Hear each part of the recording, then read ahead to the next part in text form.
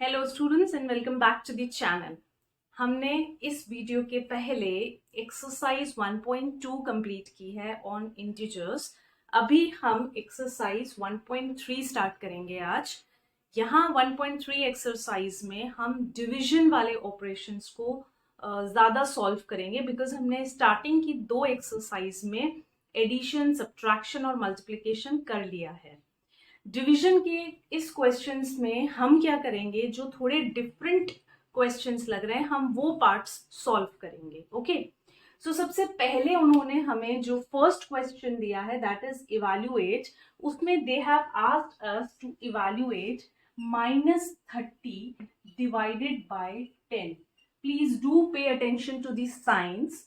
-30 को डिवाइड करना है 10 से। How we will divide -30 upon 10? Clear? सबको पता है कैसे डिवीजन होता है। The answer is -3. Okay. Then in the second part they have asked us to divide 13. We are doing the F part. F में उन्होंने कहा है 13 divided by -2 plus 1. As we have already discussed कि हमेशा bracket पहले solve होता है, तो हम सबसे पहले ब्रैकेट सॉल्व करेंगे। 13 divided by minus plus minus, 2 में से 1 गया तो 1, बड़े नंबर का साइन -1, तो 13 को डिवाइड करेंगे -1 से, so the answer will be -13। Okay, then comes the next part जहां पे उन्होंने बोला है 0 divided by -12। I hope everyone knows that it is again 0 only because 0 कभी कोई चीज चेंज नहीं करेगा। Then comes the next part which is -31 divided by -30 plus -1। Again we will first try and solve the bracket part. हम bracket part को पहले solve करेंगे और फिर हम बाहर की वैल्यू के साथ उसे सम को सॉल्व करेंगे। ब्रैकेट वाले पार्ट को हम देखें तो प्लस माइनस माइनस, तो it is -30 -1। Okay, and minus minus is again plus, तो 30 प्लस 1 इज 31, साइन माइनस वही रहेगा। जब दोनों को डिवाइड करेंगे -31 अपॉन -31, तो माइनस माइनस भी कट रहा है, so the answer comes out to be 1। Clear? So ये चीज हमें क्लियर रखनी है कि हमें साइन का ट्रीटमेंट देखना है कि साइन कैसे चेंज हो रहे हैं। हमने एक सम जहां सॉल्व किया which was one A part, जो हमने पहला किया था वो आपकी एनसीईआरटी में ए पार्ट है क्वेश्चन नंबर 1 का, जहां हमने -30 को डिवाइड किया 10 से। तो डिवीजन में वही 0 0 कैंसिल, 3 बचा है और उसके साथ वो साइन जरूर लिखिए, -3 इज द आंसर। देन जो हमने नेक्स्ट पार्ट किया है that is the E part of your question. 13 को डिवाइड करना है -2 प्लस 1 से, तो हमने पहले ब्रैकेट सॉल्व किया एंड देन उसे डिवाइड किया। Don't forget the minus sign. जो नेक्स्ट पार्ट हमने किया है that is the F part. 0 divided by -12, it comes out to be 0 only, and the next part we have done is the G part, जहां पे हमने -31 को divide किया है -30 प्लस -1 के साथ। तो हमने पहले ब्रैकेट रिजॉल्व किया, पूरा जब ब्रैकेट सॉल्व हुआ फिर हमने उसे -31 के साथ डिवाइड किया। This is about question number 1। Now let's discuss question number 2. Question number 2 में उन्होंने हमें एक इक्वेशन दी है और बोला है उसे वेरीफाई करना है। They have given us the values, A B और सी की वैल्यू भी दी है। हमें सिर्फ वो वैल्यू उस इक्वेशन में पुट करनी है और देखना है कि LHS is equal to RHS और नॉट, सिर्फ प्रूफ करना है। Okay, so let's begin with the A part. Values बहुत ध्यान से नोट करना। A is 12, B is -4 and C is 2. Clear? Equation जो हमें दी है वो है A डिवाइडेड बाय B प्लस C is not equal to a divided by b प्लस a divided by c। Equation देख के आपको समझ में आ रहा होगा कि पहले में तो इन्होंने इसे अलग रखा है और दूसरे में इन्होंने इसे डिस्ट्रीब्यूट कर दिया है, मतलब ये डिस्ट्रीब्यूटिव प्रॉपर्टी है। हमने हमारे लास्ट वीडियो में क्लियर पढ़ा था कि मल्टीप्लिकेशन में डिस्ट्रीब्यूटिव प्रॉपर्टी लग रही थी, LHS और RHS सेम आ रहे थे, बट यहां हमें वो ये कह रहे हैं कि जब हम ये डिस्ट्रीब्यूटिव प्रॉपर्टी डिवीजन में लगाते हैं तो क्या वो चीजें अनइक्वल होती हैं। So let's prove that. Okay, सबसे पहले अगर मैं LHS पार्ट ले रही हूं तो LHS में जो हमें लेना है वो है A डिवाइडेड बाय B प्लस C, इतना लेना है। A is 12 divided by B क्या है -4 प्लस C क्या है 2। वैल्यूज पुट हो गई। अब हम पहले सॉल्व करेंगे ब्रैकेट।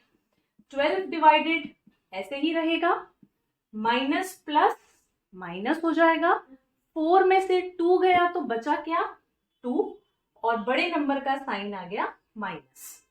क्लियर। यहां हमने 12 को डिवाइड कर दिया -2 के साथ तो आंसर आया -6।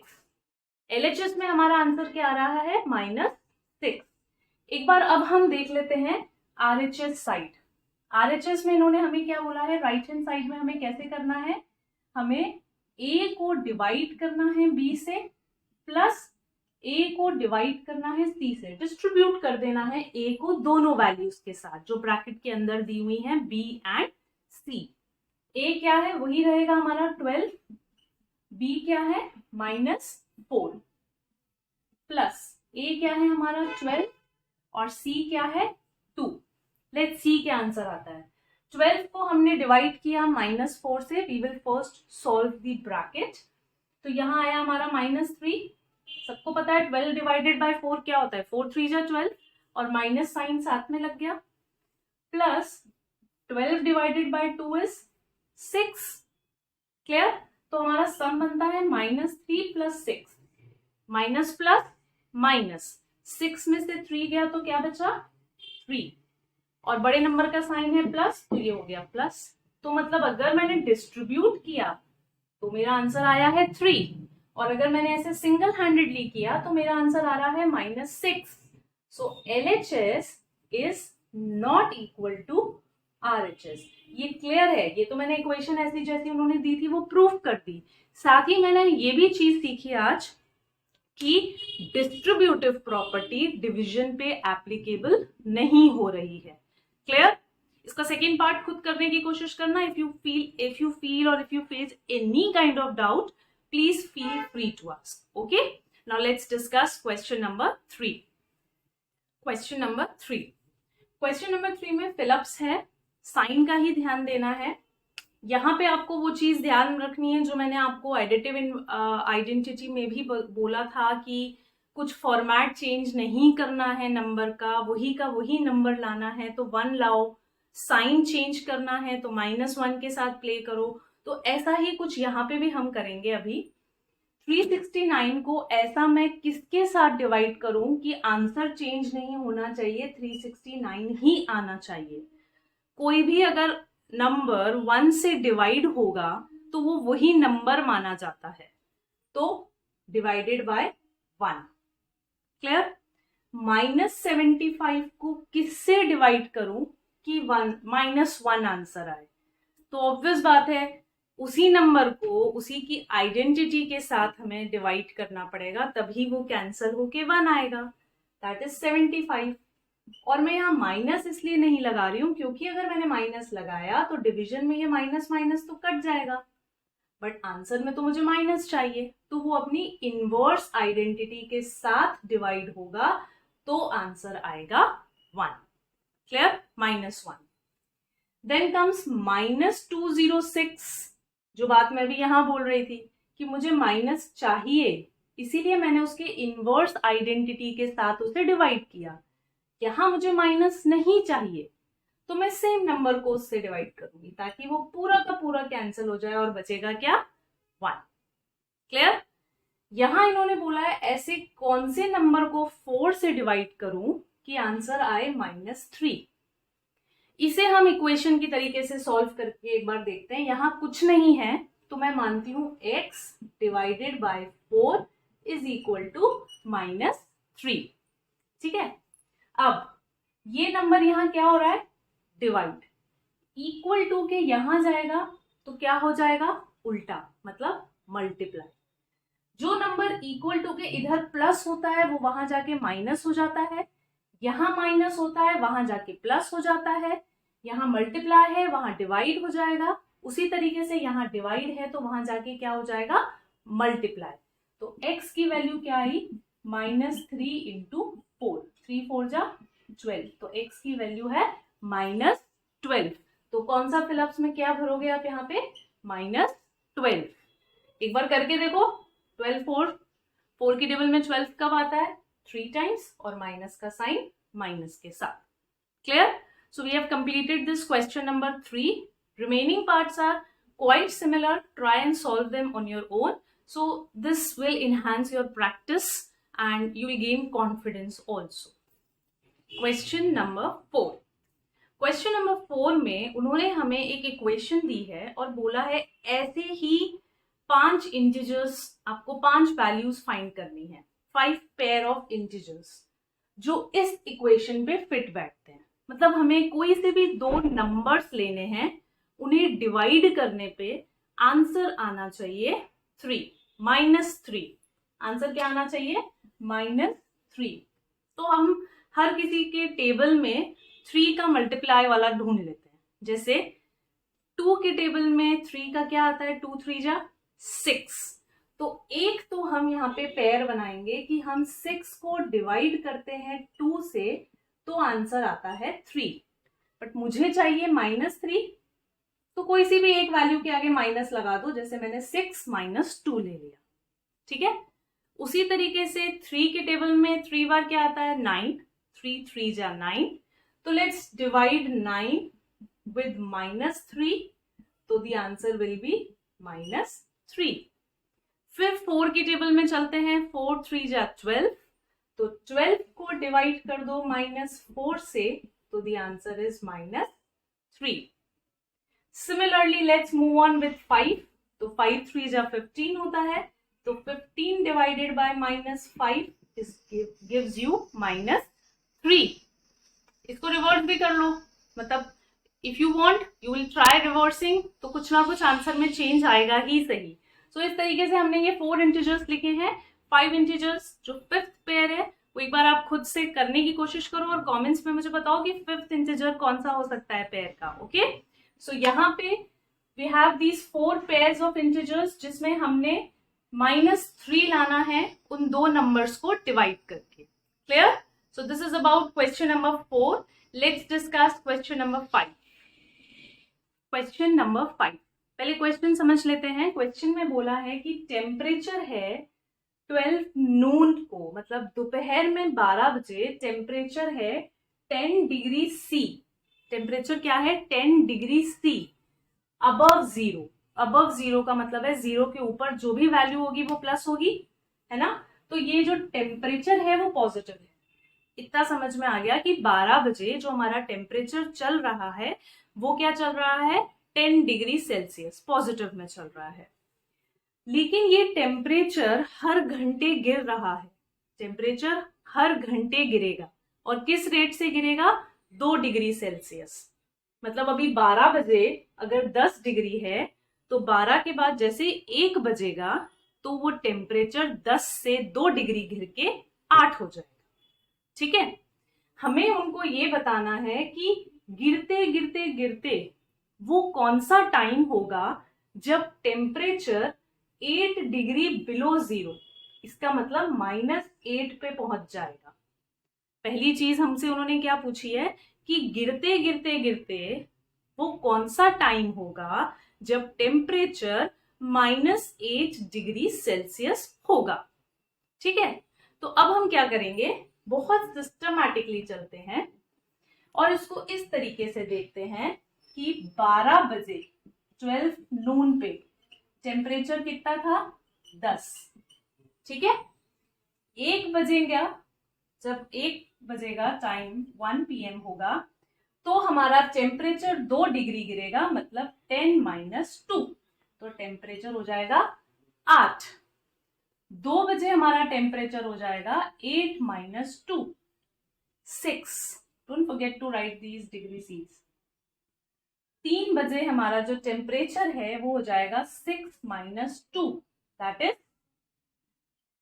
4 डिग्री सी। 4 बजे, don't forget to write these PMs ताकि आप टाइम लिख सको। 4 PM पे फिर 4 से वो और नीचे गिरेगा और आ जाएगा 2 डिग्री सी। और 5 बजे हमारा टेम्परेचर हो जाएगा 2 - 2, दैट इज 0 डिग्री सी। मतलब 5 बजे तक सब कुछ पॉजिटिव चल रहा था।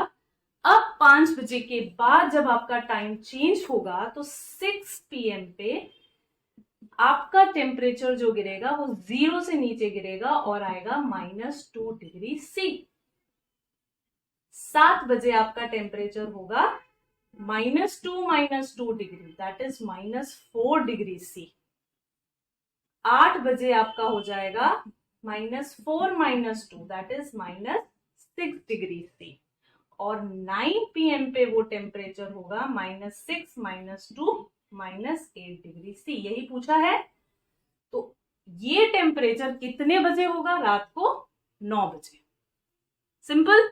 हमें क्या करना है? सिस्टमैटिकली बस जो उन्होंने कहा है कि 1-1 घंटे के हिसाब से 2-2 डिग्री गिराते जाओ, तो हम गिराते गए और हमें टाइम मिल गया कि 9 PM पे हमारा टाइम क्या होगा? -8 डिग्री सी। क्लियर? अब जो सेकेंड पार्ट में उन्होंने पूछा है कि अब हमें ये बताओ कि मिडनाइट पे टेम्परेचर क्या होगा? मिडनाइट पे टेम्परेचर कितना हो जाए? अब आप मुझे एक बात बताओ, ये 12 बजे हैं, ठीक है? This is the timing at 12। इसके बाद 12 घंटे लगेंगे तब जाके मिडनाइट आएगी, तो 12 आवर्स, ठीक है? 12 आवर्स में जो हमारा टेम्परेचर गिर रहा है वो है हर घंटे कितना? -2। तो बोला ही है उन्होंने कि 2-2 डिग्री गिर रहा है मतलब माइनस हो रहा है। तो टोटल कितना गिरेगा हमारा 12 घंटे में? -24। इतना तो वो गिरेगा हमारा टेम्परेचर, ठीक है? मतलब 12 घंटे के हिसाब से अगर मैं देखती हूं तो क्योंकि 12 घंटे लग रहे हैं 12 नून से मिडनाइट तक पहुंचने में, तो मिडनाइट तक इतना तो वो गिरेगा, ठीक है? अभी कितना है? 10। ओके, और वो इतना तो गिरेगा ही सही। तो दोनों को ऐड करेंगे क्योंकि ये टेम्परेचर भी काउंट होगा ना उसमें, तो 10 + -24, तो एक्चुअली में वो कितना होगा? -14 डिग्री सी। अगर मिडनाइट की हम बात कर रहे हैं तो temperature will be -14 degree. Midnight 12 बजे से क्योंकि मैं काउंट कर रही हूं, तो मिडनाइट सुबह 12 के, रात के 12 बजे तक मिडनाइट होगी। वहां के घंटे अगर आप गिनोगे तो कितना गिरेगा वो टोटल? -24 गिरेगा। -24 है 10, तो टोटल करने पे वो कितना हो जाएगा? -14। तो temperature at midnight will be -14 degree C. Okay, so now let's discuss question number 6। Question number 6 में उन्होंने 2 स्टूडेंट्स के मार्क्स के बारे में डिस्कस किया है, जहां पे 2 स्टूडेंट्स हैं, राधिका एंड मोहिनी। जो उन्होंने एग्जाम दिया है वहां पे नेगेटिव मार्किंग भी है, मतलब करेक्ट आंसर दोगे तो आपको पॉजिटिव नंबर मिलेंगे, गलत जवाब दोगे तो नेगेटिव मार्किंग होगी, वो नंबर डिडक्ट भी होंगे। ऐसा नहीं है कि सिर्फ कैंसिल हो जाए, कैंसिल होके उतने नंबर डिडक्ट भी होंगे, ये बोला है उन्होंने, ठीक है? उन्होंने कहा है हर करेक्ट आंसर पे हम बच्चों को देंगे 3 मार्क्स, और अगर वो क्वेश्चन में कोई गलती हुई है और आंसर रॉन्ग है तो हम उनके डिडक्ट कर देंगे -2। क्लियर? अब हमें दोनों के अलग अलग पार्ट्स में बताना है कि एक्चुअली में उन्होंने इनकरेक्ट दिए कितने हैं, करेक्ट उन्होंने हमें बताए हैं, ठीक है? तो लेट्स डिस्कस। सबसे पहले हम राधिका के लिए डिस्कस कर लेते हैं कि राधिका ने स्कोर किए हैं 20, उसके टोटल मार्क्स कितने आए हुए हैं?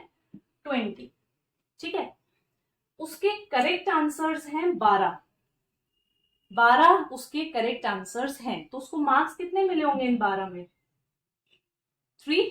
एक के मिल रहे हैं 3 मार्क्स, तो 12 के कितने मिलेंगे? 12 3 जा 36। क्लियर?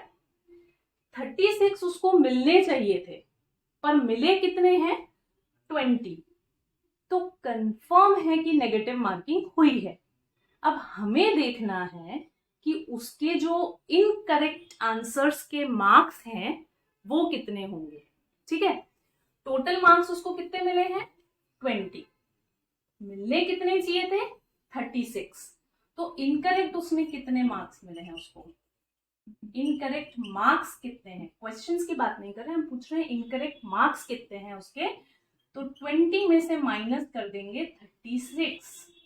ऐसा क्यों करेंगे? क्योंकि हमें पता है नेगेटिव मार्किंग हुई है, तो नेगेटिव मार्किंग का मतलब है नंबर ज्यादा कटे हैं, तो इसीलिए ज्यादा वाला जो नंबर है वो नेगेटिव में ही आना चाहिए, इसीलिए ज्यादा वाला नंबर नेगेटिव में रखा है। क्लियर?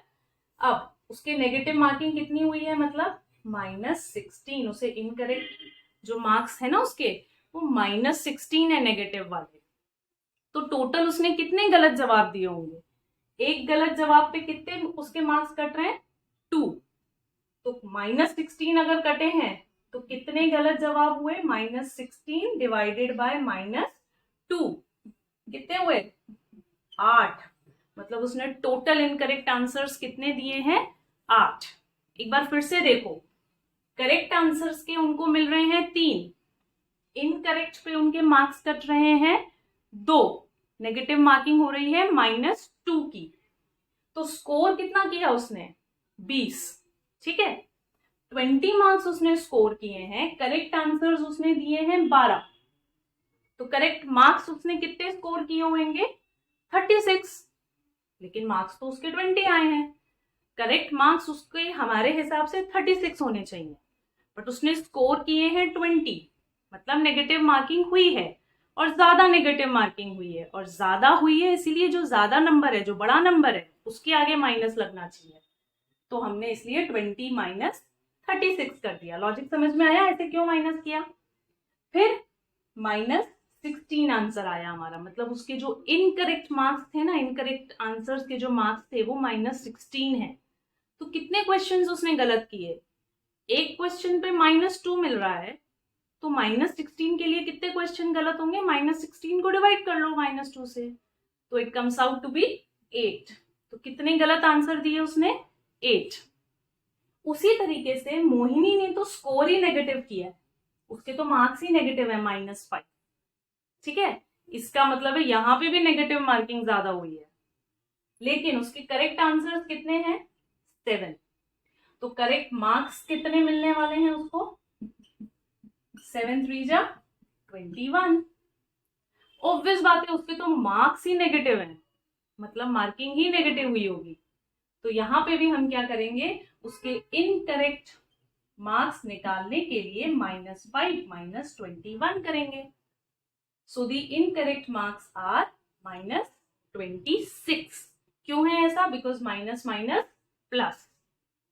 अब इसने कितने गलत जवाब दिए होंगे? कितने नंबर ऑफ इनकरेक्ट क्वेश्चंस हैं इसके, इनकरेक्ट आंसर्स हैं, सॉरी। डिवाइड कर दो -26 को किससे? 2 से, मतलब इसने तो 13 गलत जवाब दिए हैं। Clear? So this is about question number 6। जहां समझ में नहीं आया है पॉज करो वीडियो एंड रिवाइंड करके देखो, लॉजिक क्लियर हो जाएगा। तो एक पार्ट मैंने किया है तो दूसरा पार्ट पॉज करके खुद करो and then cross check, you will gain confidence. Okay, so let's discuss question number 7।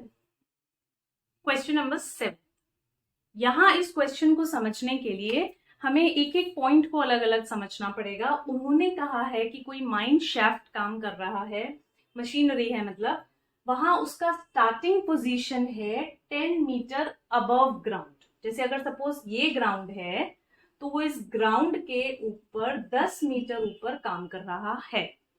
ठीक है, डिस्टेंस अंदर तक, नीचे तक जाने में, उस माइंड मशीन को अंदर तक जाने में कितनी देर लग रही है? 6 मीटर वो कवर कर रहा है 1 मिनट में, मतलब 1 मिनट में वो 6 मीटर अंदर जा रहा है, डिस्टेंट हो रहा है, इट इज डिक्रीजिंग, अंदर की तरफ जा रहा है। हमें बताना है कितनी देर लगेगी उसको ग्राउंड के नीचे -350 मीटर तक जाने में, मतलब वो डिस्टेंस जो हमें बताना है वो क्या है, -350 मीटर। ठीक है, हमें उसको वो टाइम बताना है। तो अब सबसे पहले तो हम ये देख लेते हैं कि टोटल डिस्टेंस है कितना। अभी 10 मीटर तो वो ऊपर पड़ा है, ठीक है, ये भी कैलकुलेट होगा, और -350 मीटर नीचे तक जाना है, तो टोटल डिस्टेंस कितना हुआ। अब इतना तो हमें भी पता है, टोटल करना है मतलब प्लस करना है, ठीक है। तो अगर मैंने यहां ऐसे लिखा 10 प्लस -350, तो प्लस माइनस तो माइनस हो जाएगा, तो मुझे टोटल डिस्टेंस तो पता ही नहीं चला। इसीलिए टोटल डिस्टेंस को क्योंकि मुझे प्लस करना है, तो we will plus it like this. तो टोटल डिस्टेंस जो कवर हो रहा है वो है 360 मीटर। ये जो टोटल है ना, क्योंकि वो तो हमसे 350 मीटर का पूछ रहे हैं, ठीक है, लेकिन वो 10 मीटर पहले ऊपर से नीचे भी तो जाएगा। अभी तो वो ग्राउंड के ऊपर है ना 10 मीटर, तो नीचे तक जाएगा, तो इसीलिए टोटल डिस्टेंस तो उसे कवर करना है 360। ठीक है, 360 मीटर उसे कवर करना है। 1 मिनट में वो कर रहा है 6 मीटर, तो कितने मिनट में कवर करेगा 360। हम क्या करेंगे, 360 को डिवाइड कर देंगे 6 से, so the answer comes out to be 60 minutes, मतलब 1 घंटे में, या फिर आप 60 मिनट्स भी लिखो तो भी बात सही है, 60 मिनट्स में वो डिस्टेंस कवर करेगा। क्लियर है ये चीज। Please do practice these sums, because without practice एकदम जिस लॉजिक से ये स्पेशली 4, 5, 6, 7 सम सॉल्व हुए हैं वो एक ही बार में क्लियर नहीं होंगे। Do watch the videos again and do see कि आपको कितना लॉजिक क्लियर हुआ है। Practice, practice and practice. Okay. So we'll meet in our next video with next chapter. Till then, please take care. Thank you.